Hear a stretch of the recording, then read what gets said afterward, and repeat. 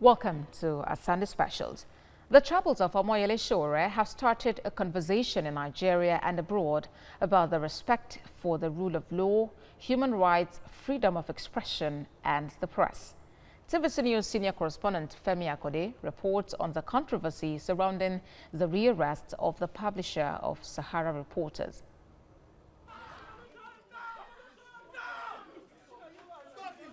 There is a rising flood of condemnation that has hit the rearrest of Omoyele Sowore, convener of the Revolution Now movement.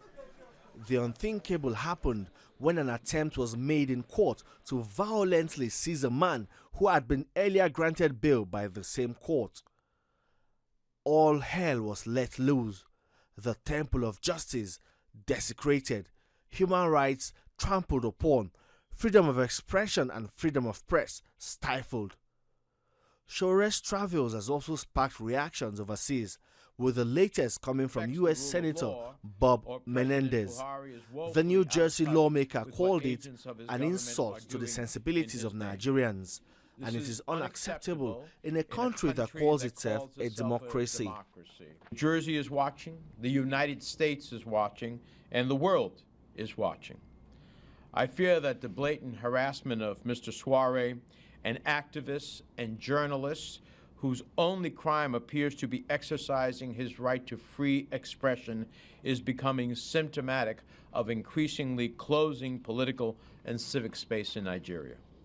The matter got messier with a statement from the DSS accusing Sowore's supporters of stage managing the court invasion, and another statement from the presidency justifying the rearrest of Sowore but refusing to condemn the invasion of the court by armed operatives.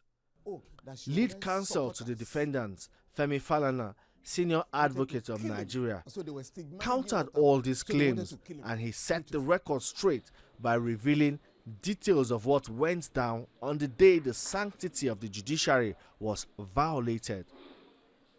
Even the U.S. Department of State released a statement on its verified Twitter handle urging the government of Nigeria to have respect for the rule of law, judicial independence, political and media freedom, and due process, which are key tenets of democracy.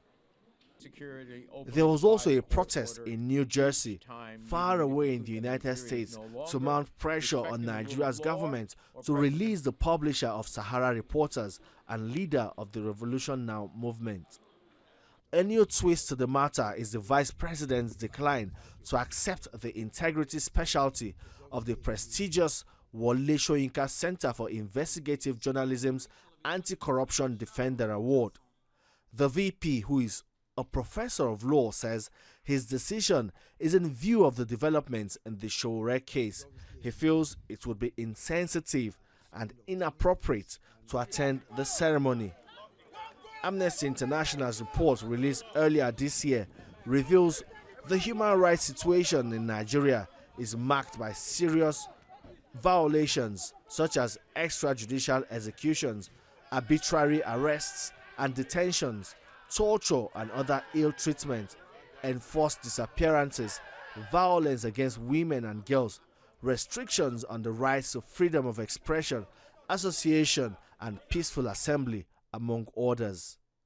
How Nigeria's government handle this matter remains to be seen, as this has the capacity to batter the country's global perception and affect bilateral relations with other countries that are sticklers for the rule of law.